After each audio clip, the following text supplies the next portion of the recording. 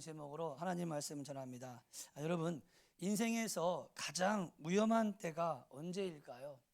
보통은 인생에 어떤 어려움이나 고난이 왔을 때라고 생각하는데 그때도 당연히 힘들죠. 근데 정말 위험할 때가 언제냐면 이 정도면 됐다 하고 이제 적당한 곳에 안주할 때인 것 같습니다. 목회도 그렇고 또 여러분의 삶도 그렇고 이만하면 됐지 하고 뭔가 마음에 어떤 뭔가 좀 적당한 안주할 때, 요때가 조금 위험한 것 같아요. 저도 이제 교회 이전하고 나서 이제 긴장이 이제 풀어졌는지 이제 다 끝났다. 간판까지 달았으니까 다 이제 이제 이번 주면 끝나겠지 하고 마음을 탁 놓는 순간 몸살이 오더라고요. 그러니까 이게 그런 것 같아요. 그래서 오늘 본문에 등장하는 야곱이 딱 그 상태입니다. 하나님을 안 믿는 건 아닌데 그렇다고 철저히 믿지도 않는 이 상태, 이 어중간함이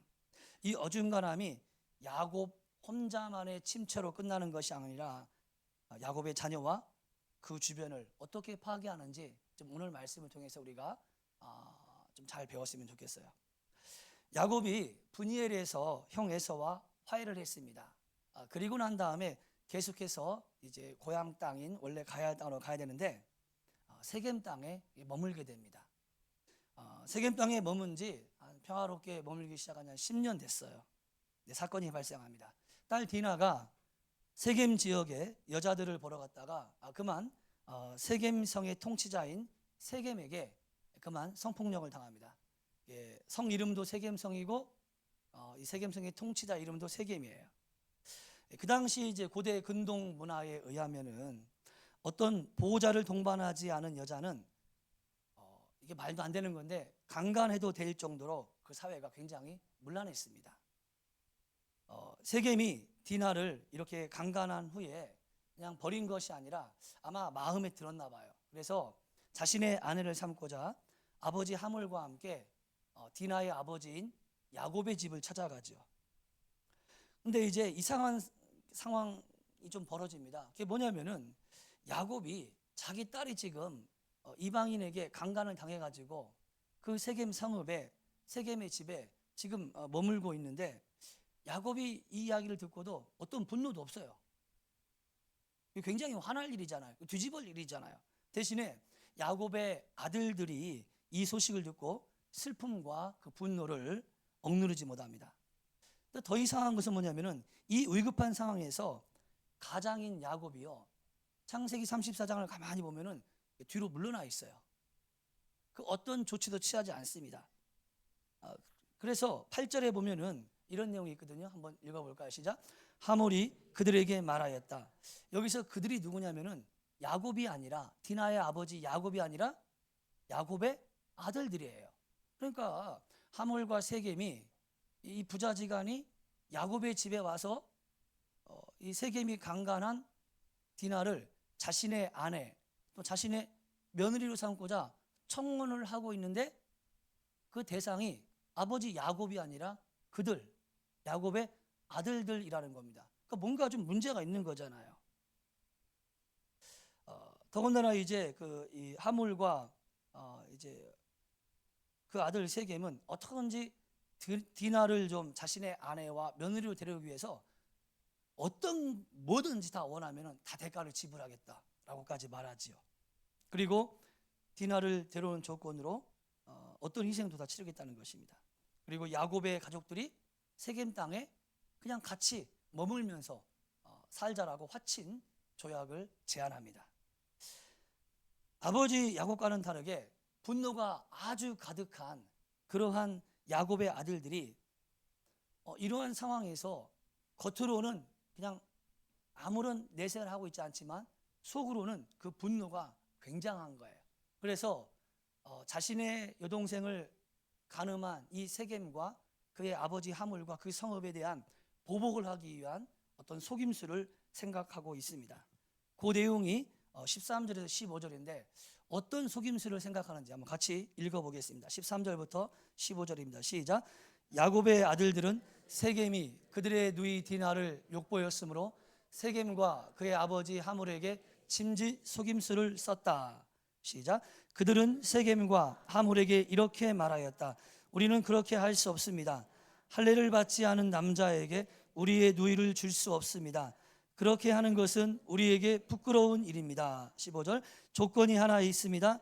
당신들 쪽에서 남자들이 우리처럼 모두 할례를 받겠다고 하면 그 청원을 받아들이겠습니다.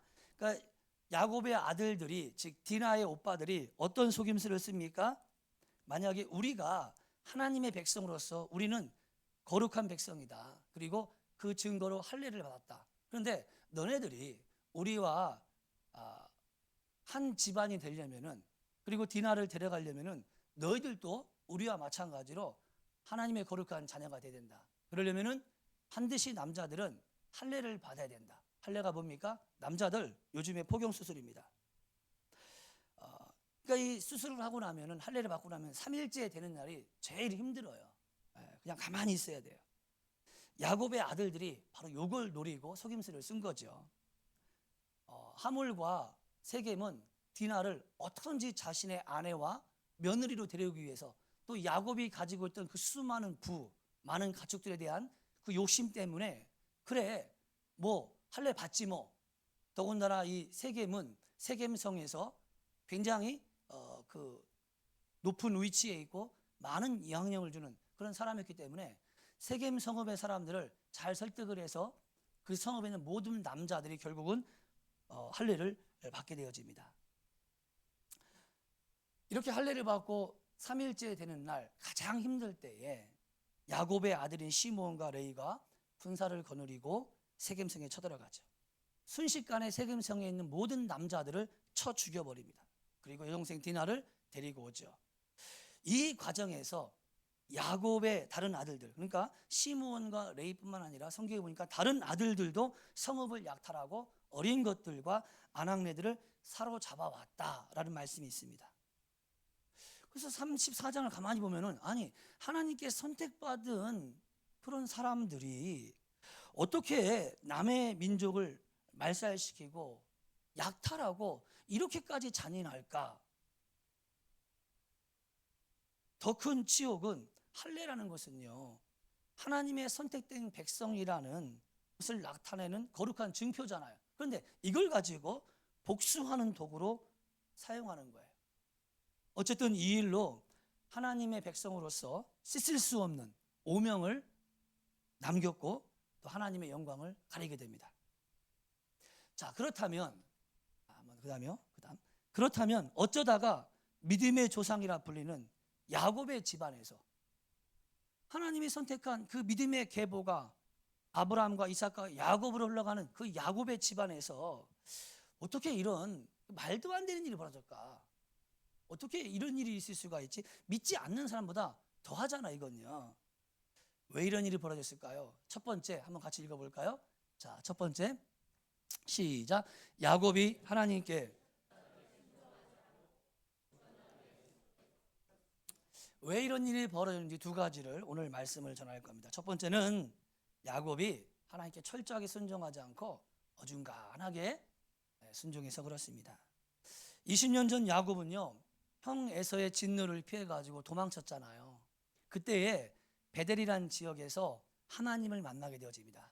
그때 하나님이 야곱에게 이러한 축복의 약속을 주십니다. 한번 읽어보겠습니다. 창세기 28장 13절 시작. 주님께서 그 층계 위에 서서 말씀하셨다. 나는 주 너희 할아버지 아브라함을 보살펴준 하나님이요 너희 아버지 이삭을 보살펴준 하나님이다. 내가 지금 누워있는 이 땅을 내가 너와 너의 자손에게 주겠다. 그러니까 야곱에게 지금 베델에, 지금 이렇게 중간에 도망치다가 베델 땅에 머물렀는데, 그곳에서 하나님을 만났을 때 하나님이 야곱에게 내가 이 땅을 너와 네 자손에게 줄게, 이 베델 땅을 너한테 줄 거야 라고 축복의 약속을 하시니까 야곱이 이 약속을 듣고 얼마나 좋아요. 그죠? 여러분에게 내 이번에 로또 맞을 거니까 무조건 사라, 그럼 아무 글씨나 써라, 그냥 무조건 될 거야, 그러면 여러분 좋아요, 나빠요? 꿈이라도 좋죠. 엄청 좋은 거예요. 야곱이 엄청 좋은 거예요. 그래서 이 좋은 마음을 가지고 하나님에게 이렇게 이야기합니다. 우리 한번 읽어볼까? 21절 시작. 제가 안전하게 저희 아버지 집으로 돌아가게 해주시면 주님이 저희 하나님이 되실 것이며 제가 기둥으로 세운 이 돌이 하나님의 집이 될 것이며 하나님께서 저에게 주신 모든 것에서 열의 하나를 하나님께 드리겠습니다 라고 20년 전에 야곱이 베델에서 하나님한테 이런 약속 서약을 한 거예요. 그런데 성경 어디에도 야곱이 하나님께서 야곱에게 그 많은 부의 축복을 주셨는데 어디에도 하나님께 열의 하나 11조를 했다는 기록은 없습니다. 또 하나, 형 에서와 분이엘에서 화해하고 나서 형한테 형이 먼저 가세요, 우리 따라갈 테니까 라고 말만 하고 가야 할 베델로 가지 않고 어디서 멈춥니까? 세겜 땅에 머물게 되어집니다. 세겜 땅에 몇 년 동안? 대략 10년 동안. 베델에서 세겜까지는 한 30km 정도 떨어졌어요. 베델이 북쪽으로 30km 정도 더 위치하고 있거든요. 그렇다면 왜 야곱이 하나님께 약속한 땅, 하나님께서 야곱에게 약속한 땅 베델이 아닌 거기까지 간다고 형한테도 얘기했는데도 왜 거기 안 가고 왜 세겜에 머물렀을까요? 왜 가다가 말았을까요? 왜 온전하게 순종하지 않았을까요? 왜 어중간하게 순종했을까요? 당시 세겜은 교통의 요지이고요, 목축하기 좋은 비옥한 땅을 가지고 있고 살기 좋은 도시입니다. 여러분, 교세권에 있는 분의 말에 의하면은 앞으로 이 지역이 광주에서 엄청 핫한 지역이 된다고 말합니다. 살기 좋은 땅이 된대요. 그랬더니 누군가가 교회를 사랑하는 마음으로 이사 와야겠네요 라고 하더라고요. 들은 사람이 4명이 있어요. 자, 어쨌든 세겜이 그런데, 그래서 야곱은 철저하게 순종하지 않고 대강 순종하다가 세겜에 딱 멈춘 거죠. 하나님의 방향이 세겜인데 베델인데 이걸 알면서도 삶의 편의를 따라가다가 결국 세겜에 머물게 됩니다. 우리도 그런 적 있죠. 그래서 야곱은 이 세겜이 풍요의 땅이고 자신의 삶을 보장해 줄 수 있고 자신이 앞으로 아주 윤택하게 살아갈 수 있는 참 좋은 환경이다 라고 해서 어중간하게 순종하고 그냥 거기 머문 거거든요. 근데 그 축복의 땅, 그 풍요의 땅이라고 생각했던 그 세겜에서 야곱이 경험한 것은 끔찍한 일입니다. 자신의 딸 디나가 성폭행을 당하고 이것 때문에 세겜성에 수많은 남자들을 자신의 아들들이 들어가서 살육하는, 하나님의 백성이 해서는 안 되는 아주 무서운 일을 벌였고 또 그것 때문에 하나님의 영광을 가렸습니다. 이처럼 엉거주춤한 신앙, 적당한 믿음 생활은 결국에는 파괴를 가져오고 하나님의 영광을 가리게 됩니다.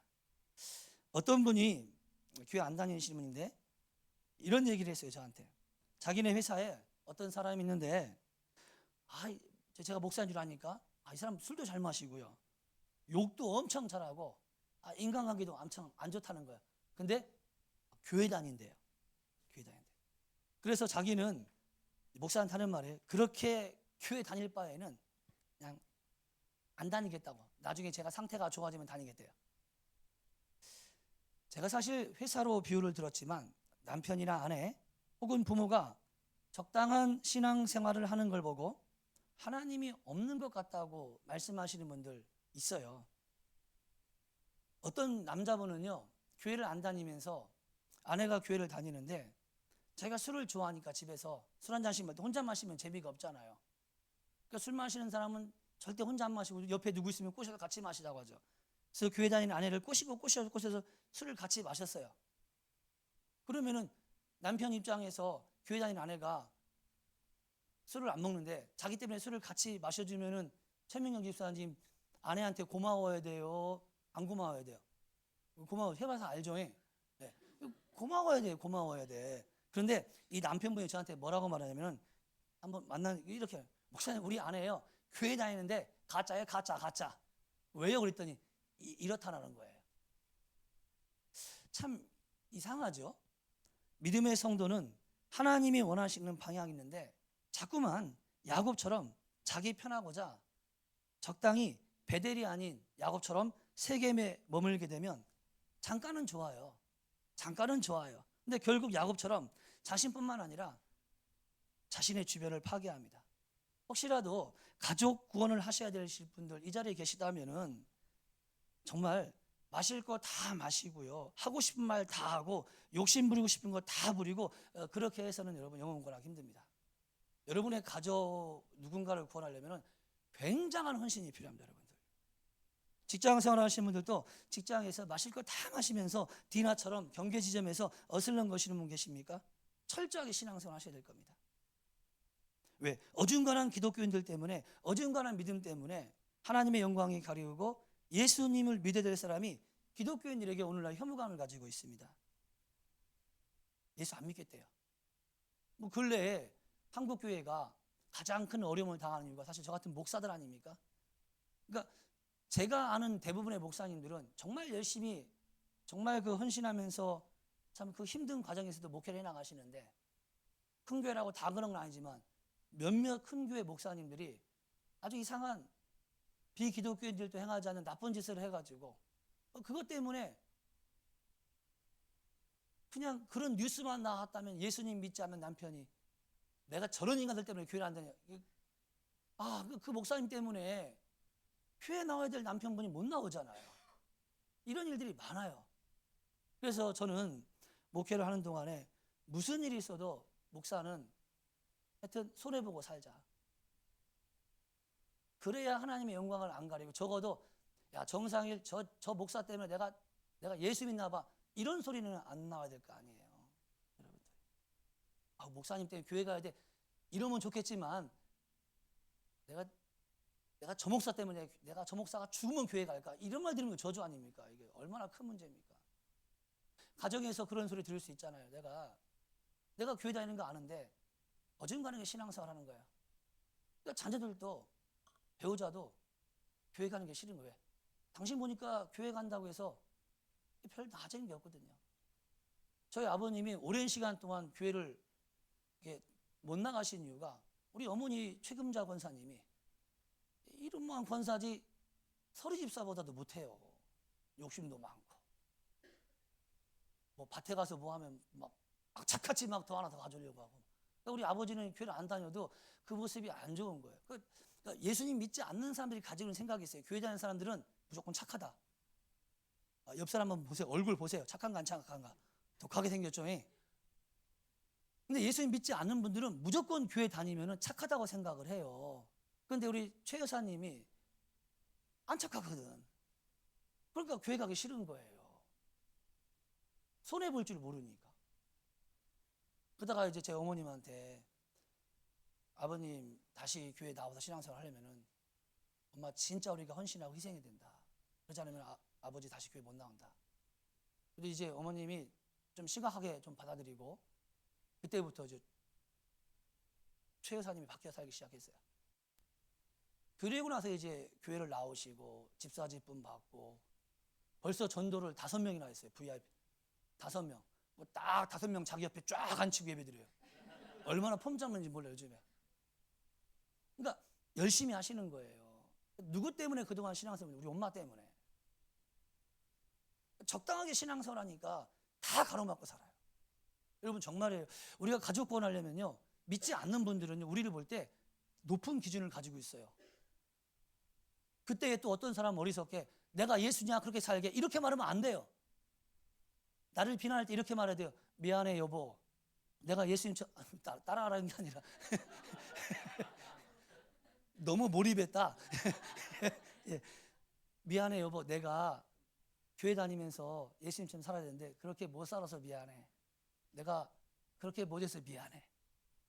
이렇게 말하면요, 예수 믿지 않은 사람이 그럴 바엔 다니지 마 이렇게 안 해요. 그 앞에서 겸손하게 받아들일 때 다르구나 교회 다니는 사람들 이렇게 생각하더라고요. 아멘? 되게 중요해요. 여러분들 우리 주위에 생각보다 철저하게 예수 믿으면서 사업하시고 직장 생활하시는 분들 많죠. 이제 우리 어제 결혼한 이제 정수 형제가 이제 하고 있는 그 사업장이 이제 핸드폰 이런 그 액정, 그다음에 뭐 모니터 액정 이런 거 만드는 그 회사 대표거든요. 근데 이제 사업이 이제 힘들어질 때 중국 화웨이에서 이 액정을 굉장히 많은 양을 이 회사에 이제 오더를 내리려고 중국에서 한번 보자고 했어요. 상해에 갔어요. 갔는데 이제 거래를 하다가 아직 거래가 다 안 끝났는데 술 한잔 하고 뭐 그다음에 유흥이 있잖아요. 그쪽으로 이제 가면서 이제 거래를 마치자 이러니까 얘가 이제 한참 교회에서 은혜 받고 거듭났을 때니까 고민된 거예요. 그래서 목자한테 물어보고 저한테 이제 문자가 어떻게 됩니까? 당연한 거 아니에요. 하지 말아야지. 계약 못 따도 하지 마라고 말했어요. 책임지지 못할 말 한 거지 목사가요. 근데 그게 옳거든요. 그래서 그 자리에서 나와서 그냥 호텔로 들어와서 다음날 아침에 이제 떠나려고 대기 중입니다. 그 밤에 나중에 들어보니 밤새 잠을 안 자고 침대 위에서 울면서 기도하고 자다가 또 기도하고 깨어서 기도하고 그러니까 잠을 제대로 못 잔 거야. 근데 그날 아침에 놀라운 일이 벌어졌어요. 화웨이 그 오더를 주는 그 사람이 호텔 로비까지 찾아와서 만나자는 거예요. 그래가지고 깜짝 놀라서 연락받고 내려갔는데 이렇게 말했대요. 교회 다니는 한국 사람들 많이 봤는데 당신처럼 정말 제대로 믿는 사람은 처음 본 것 같다. 그리고 자기의 신앙을 지키는 걸 보니까 거래를 해도 이 거래에 대한 신뢰를 할 수 있을 것 같다. 그래서 로비에서 오더를 받아가지고 돌아왔어요. 이처럼 늘 그렇지는 않겠지만 예수 믿으면서 철저하게 직장 생활하고 또 사업하시는 분들 이런 얘기 들으면은 재미나요. 신납니다. 듣는 사람이. 하지만 어중간한 신앙, 어중간한 믿음 이런 분들은 하나님의 영광을 가릴 뿐만 아니라 자기에게도 손해인데 어떤 손해가 있느냐? 교회 다니는 게 재미가 없습니다. 옆 사람한테 물어보세요. 교회 다니는 거 재밌어요? 한번 물어봅시다. 시작. 교회 다니는 거 재밌으세요? 재미없는 사람들은 어중간하게 신앙생활하면 재미가 없습니다. 정말이에요. 어중간하게 신앙생활하면 재미가 없습니다. 여러분들요. 하나님의 능력을 체험하고 하나님이 정말 살아계시는구나. 하나님의 사랑과 기쁨, 평화 이런 것을 누릴 수 있는 사람은 어중간한 신앙생활에서 벗어나 철저한 신앙생활을 하시는 분들이 누릴 수 있는 축복입니다. 사랑하는 성도 여러분, 우리 자신이 엉거주춤한 신앙으로 지금 하나님의 영광을 가리고 있지 않은지, 또 구원받을 사람들이 나 때문에 혹시 예수 안 믿겠다고 하는 건 아닌지 한번 살펴보시고, 혹시라도 그런 분이 이 자리에 계시다면 오늘 철저히 신앙생활을 결단하시는 그런 계기가 되기를 축복합니다. 마지막 두 번째, 야곱의 집안에 엄청난 복수극이 벌어졌던 이유가 뭡니까? 야곱이 영적인 지도자로서 지도력을 발휘하지 않아서 그렇습니다. 가장으로서의 그 역할을 하지 않아서 그런 거예요. 첫 번째는 뭘 안 했습니까? 베델로 가야 되는데 안 갔잖아요. 세겜이라는 어중간한 곳에 가다 만 겁니다. 머물렀기 때문에 딸 디나가 세겜에 가서 여기저기 기웃거리다가 안타까운 일이 벌어진 거잖아요. 창세기 34장을 읽다 보면은 이 사건에서 가장인 아버지 야곱이요 뒤에 물러나 있습니다. 좀처럼 안 보여요. 하물과 세겜이 찾아와서 청할 때에도 디나의 아버지인 야곱에게 하는 것이 아니라 하물과 세겜이 아까 말한 것처럼 야곱의 아들들에게 거래하고 있습니다. 끔찍한 복수도 아버지의 허락 없이 그냥 자녀들 함부로 막 저지른 거예요. 그러다가 정말 이 아버지 야곱이요 창세기 34장에 이 모든 사건이 종결되어진 끄트머리에 슬그머니 등장합니다. 한번 읽어볼까요? 30절 말씀. 자, 함께 읽습니다. 시작. 일이 이쯤 되니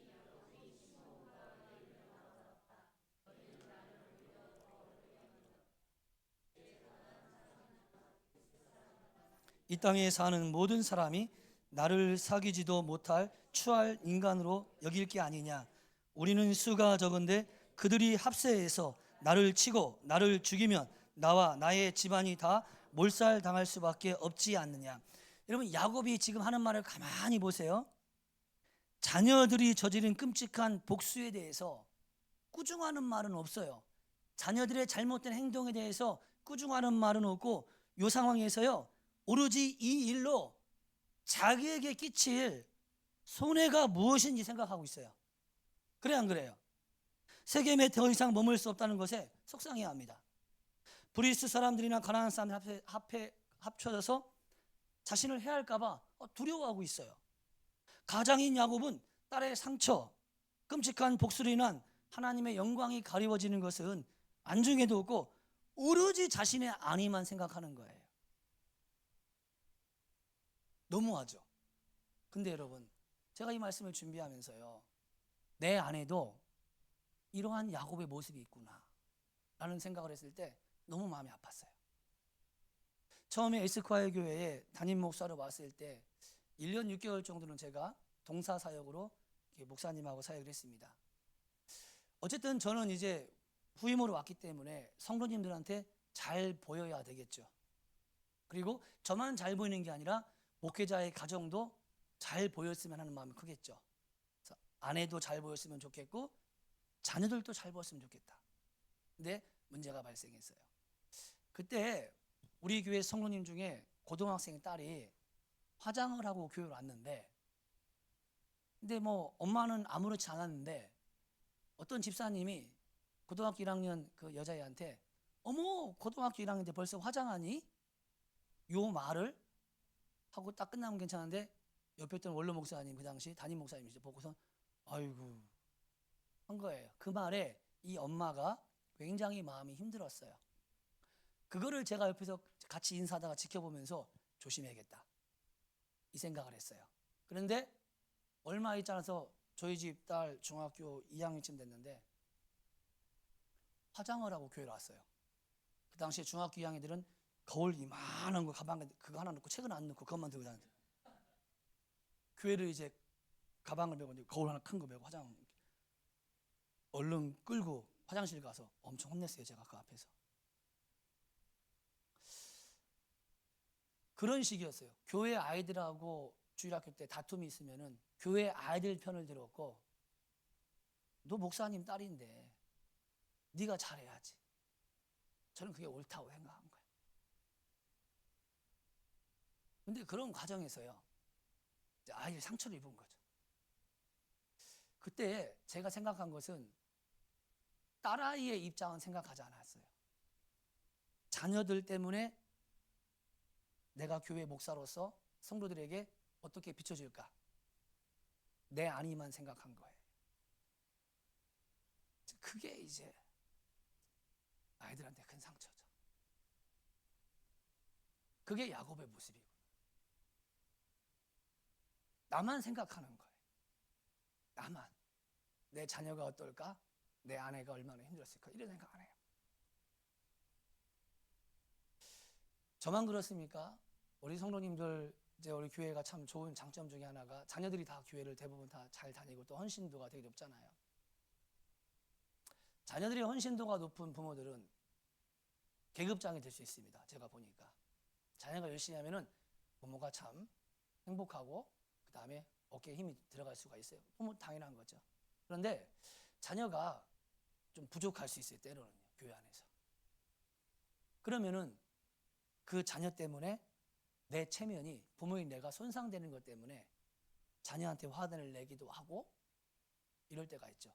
정말 순수하게 자녀를 생각하는 것이 아니라 자녀의 행위로 인해서 내 체면과 내 명예가 교회 안에서 부서지는 것, 망신당하는 것 같은 느낌. 그것도 아닌데 그래서 자녀를 혼낼 때가 있습니다. 그게 야곱의 모습입니다. 내 자녀가, 내 아내가, 내 남편이 어떨까는 안중에도 없어요. 같이 밥을 먹어도 아내를 남편을 막 타박을 해요. 타박하는 이유가 먹다가 자꾸 흘리거든요.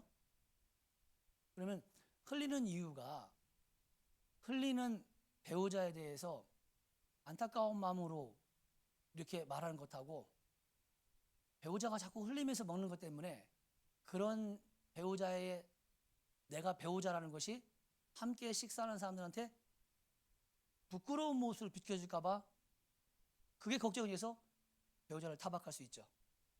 그게 야곱의 모습이에요. 그게 야곱의 모습이더라고요. 야곱은요, 자기 딸 디나가 성폭행 당했는데 이런 것 같아요. 그냥 결혼하면 되지. 뭐 이렇게까지 시끄럽게 할 필요가 있나? 뭐 이런 느낌이에요. 지금 딸이 얼마나 큰 상처를 입었을까 염려하기보다 자기의 유익을 생각하고 있으니, 이런 모습에서 아들들이 그 아버지 야곱을 봤을 때 참 그 권위를 인정할 수가 있겠습니까? 권위가 상실되는 거죠. 이걸 어떻게 할 수 있느냐? 야곱이 시므온과 느지막하게 이제 사건 끄트머리에서 등장해가지고 이런 아주 세겜성에 있는 많은 사람들을 죽이고 학살한 이러한 그 일에 주도했던 레이와 시므온 그 아들들을 불러놓고 이야기할 때 그 내용을 보면은 이걸 추정할 수가 있죠. 야곱이 아버지지만 영적 권위를 얼마나 상실했는지 한번 읽어볼까요? 자, 31절 시작. 그들이 대답하였다. 그가 우리 누이를 창녀 다루듯이 하는데도 그대로 두란 말입니까? 사실 그 아버지가 해야 될 말인데 자녀들이 하는 거예요. 왜 아버지 왜 그냥 냅둬요? 아버지 맞아요? 이런 거 아닙니까? 근데 이게요, 고대 근동사회에서 감히 가부장적인 그러한 사회에서 아버지한테 자녀들이 이렇게 하는 건 말도 안 되는 거거든요. 그러니까 아버지가 영적 권위를 완전히 잃어버린 것이고 아버지의 영적 권위를 행사하지 않은 거예요. 하나님께서 영적인 권위를 주셨는데 그 권위를 행사하지 않으면 이런 불상사가 생깁니다. 여러분, 가정의 영적인 권위를 누구한테 줬습니까? 부모에게 줬습니다. 어린이날입니다. 뭐 그러면 이제 이게 자꾸 착각하시는 분들이 이게 세상적인 가치관 그대로 드는 건데, 애들 학교나 학원에 맡기고 교육은 애들 공부시키는 학원 선생님이, 또 학교 선생님이 시키는 것이고 못하면은 학원 선생님을 비난하고 그 다음에 학교 선생님을 비난하는데 그거 아니죠. 내 자녀 교육은 내가 시키는 거예요. 영적인 교육도 마찬가지입니다. 애들 주일학교 주일을 한번 보냈습니다. 그러면은 교회학교 선생님들이 다 책임질 수 있어요?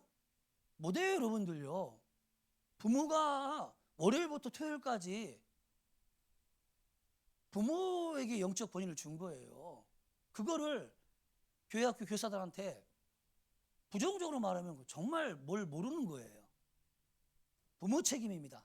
자녀에 대해서 영적 권위를 교회학교 교사한테 준 것도 아니고 지도 교육자에게 준 것도 아닙니다. 부모한테 줬어요. 부모한테.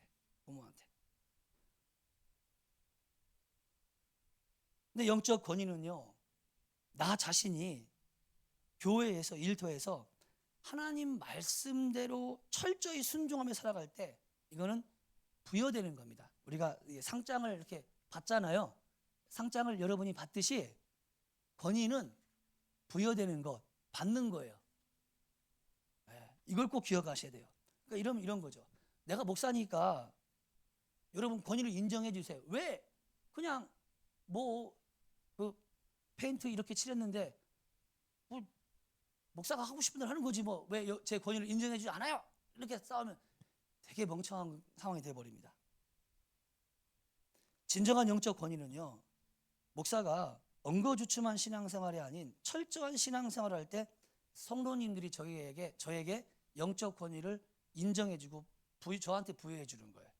제가 그렇게 살아갈 때 성도님들이 제 권위를 인정해줘서 따라오는 거더라고요. 그래서 목사가 성도에게 신앙적인 어떤 행위를 요구했을 때 순종하고 따르는 거죠. 그러므로 목사나 목자나 목녀님들이, 성도님들이나 목원들이 자신을 잘 따르지 않는다고 해서 속상해한다면 그것은 우선은 성도님들이나 목원의 문제가 아니라 어쩌면 영적 리더의 문제일 수도 있습니다. 내가 철저하게 신앙생활을 하고 있지 않는데 누가 진심으로 나를 따르고 내 말을 들어주겠습니까? 지금 야곱의 가정이 그렇거든요. 야곱의 말빨이 지금 안 먹혀요, 집안에서. 만약에 목사가 엉거주춤한 신앙생활로 인해서 영적 권위를 제가 잃어버렸다고 합시다. 그 대가를 누가 치를까요? 제가 영적 권위를 잃어버려서 이렇게 산다면 그 대가를 누가 치르냐면은 우리 교회 성도님들입니다. 목자, 목녀 혹은 부모가 엉거주춤한 신앙생활로 인해 영적 권위를 잃으면 그 대가 누가 치릅니까? 목원들입니다. 여러분의 자녀들이에요. 예를 들면 이런 겁니다. 10대 자녀가 잘못된 친구 만나가지고 탈선할 수 있는 상황입니다. 근데 용케 이걸 어떻게 알게 되었어요. 그래서 이제 자녀가 그렇게 살니까 당연히 부모가 제지를 해야겠죠. 그런 친구 만나면은 이게 이런 일이 있으니까 위험해, 만나지 마라고 제지해야겠죠. 그런데 제지할 때 부모의 말에 순종하는 자녀가 있고 부모의 말에 순종하지 않는, 귀뚱으로 듣지 않는 일도 있습니다. 청소년 사역할 때 많이 겪은 거예요. 이런 경우죠. 부모가 집에서 매번 싸우고 서로 무시하고 서로 존중하지 않고 서로 함부로 한다면 그런 부모가 자녀한테 야, 너 그런 친구 사귀면 안 돼, 이렇게 말하면은 그 부모의 말빨이 먹힐 것 같으세요? 애들이 착해요. 성도님이 착해요. 그 앞에서는 아무 말 안 합니다. 왜? 반항하면 얻어맞으니까 아무 말 안 해요. 아무 말 안 한다는 것은 부모님 말을 인정하지 않는다는 거거든요. 그리고 속으로 이렇게 말할 수 있어요. 너나 잘하세요. 제가 안산에서 청소년 사역할 때 동산고등학교라고 하는 미션 스쿨이 있습니다. 여기는 전국에서 장로님 자녀들, 그 다음에 특히 목회자 자녀들, 선교사님 자녀들이 많이 오는 학교, 특목고등학교였습니다. 이 아이들을 대상으로 사역을 하면서 그때 많이 받았던 피드백이 뭐냐면은 자기는 자기 아빠가 장로님이고 자기 아빠가 목사님이고 자기 아빠가 선교사님인데 우리 부모님 때문에 난 교회 가기 싫다는 거예요. 심지어요, 제가 상담한 아이 중에 하나는요, 안산에 있는 목회하시는, 큰 교회 목회하시는 분인데 아버지가 엄마를, 사모님을 주일 저녁마다 두드려 패는 사람이 있어요. 그래서 제가 사진 찍어서 왔어요. 어머님이 사모님 멍드는 거. 그러니까 그런 거를 보는 자녀가 걔가 왜 뭐하러 교회 다니겠냐고요. 그 부모를 보면서 어떻게 하나님이 있는지를 알 수 있냐는 거예요. 여러분, 우리가 영적 권위를 잃게 되어지면은 그 대가를 자녀가 치릅니다. 예를 들어서 또 목장에서 목자 목녀가 어쩌다가 싸울 수 있잖아요. 근데 어쩌다가 아니라 자주 싸워. 근데 어느 날 이제 모건 부부가 그날 한 주간 부부 싸움을 했다면서 삼나눔해요. 그럼 목자 목녀가, 목녀니까 뭐라고 해야 돼요? 이정민 집사님, 송기용 집사님, 이제 싸우지 말아야죠라고 말을 해줘야 될 거 아니에요. 근데 그렇게 말을 하면은 목원이 그 말을 들을까요? 말빨이 안 먹혀요, 여러분들요. 이게 힘든 거예요. 제가 성도님들한테 이렇게 1대1 어떤 일을 할 때 불러서 이렇게 좀 해야 되지 않을까라고 말할 때 되게 조심하는 게 그분이 나의 영적 권위를 인정하는 분인지 아닌지를 제가 체크를 해야 되거든요. 왜? 하고 싶은 말이 딱 해가지고 말했다가 이분이 그 말에 순종하지 않으면 저만 체면이 손상되고 머쓱한 상황이 벌어집니다. 이게 그냥 쉽게 말할 수 있는 게 아니잖아요, 여러분들. 그래서 내가 어중간한 신앙생활을 하고 있으면 누군가에게 신앙생활을 잘하는 소리를 하기가 참 어렵더라고요. 어려워요. 그럼 그 대가를 누가 치르냐? 내가 사랑하는 가정, 성도, 목원이 치르게 됩니다. 그러므로 영적인 권위가 있는 목사나 교회 중직자님들, 목자 목녀님들, 특별히 부모님들은요, 영적인 권위가 귀중한 줄 알고 먼저 철저하게 신앙생활을 가정에서, 목장에서, 교회에서, 바깥에서 함을 통해서 영적인 권위를 행사해야 합니다. 야곱이 가정에서 영적 권위를 잃었을 때 무슨 일이 생깁니까? 피비린내라는 사륙과 약탈이 일어났습니다.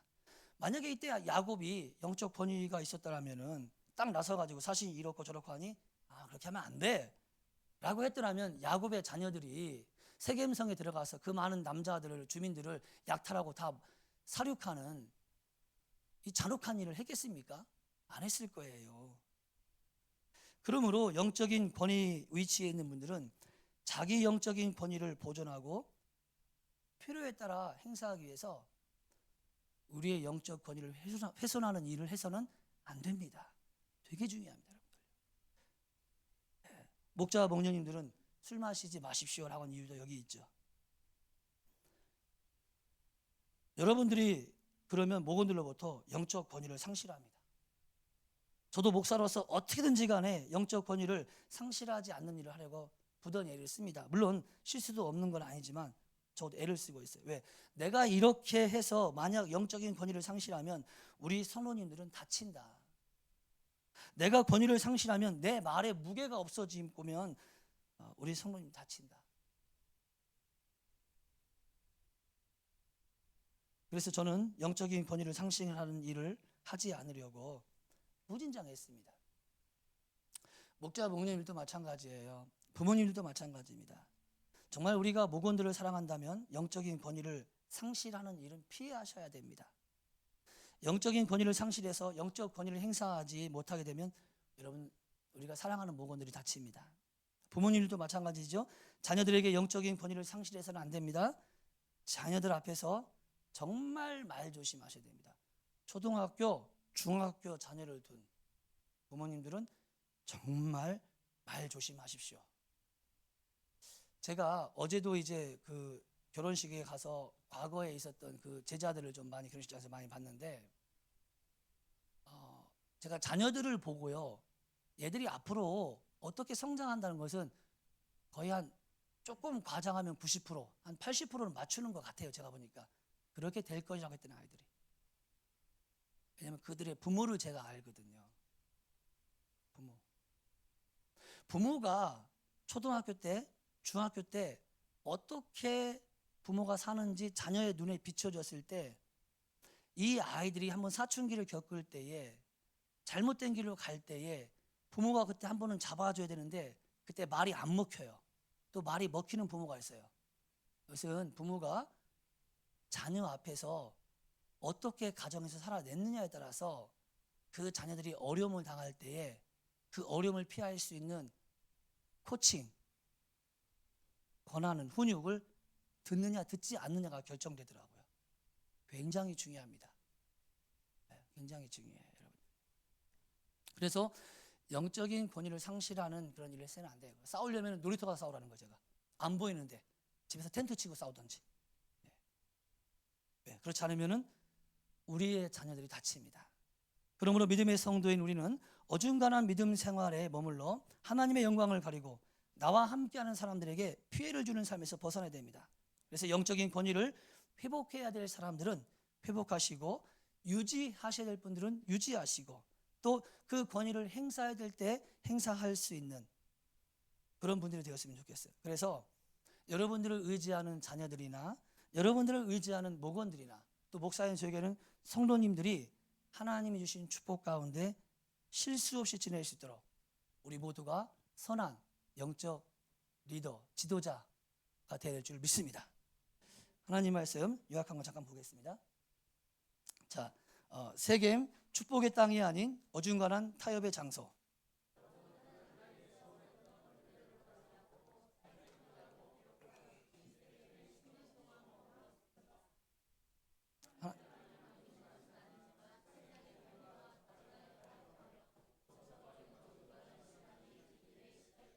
자, 이로 인한 결과.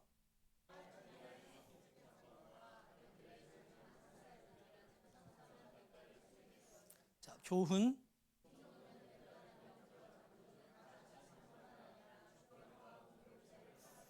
자, 두 번째, 영적 권위의 상실과 그 비극.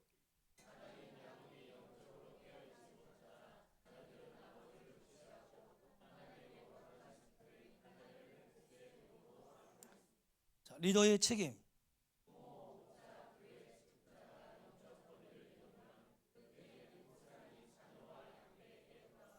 권위의 원천.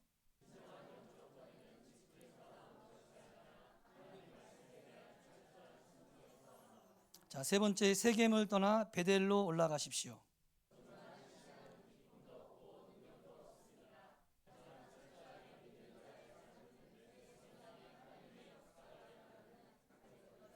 자, 결단.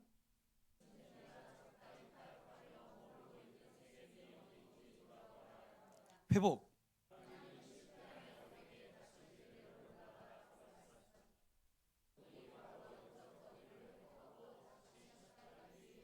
자, 마지막 같이 읽겠습니다. 나의 신앙이 철저해질 때 비로소 내 가정이 살고 공동체가 살아납니다.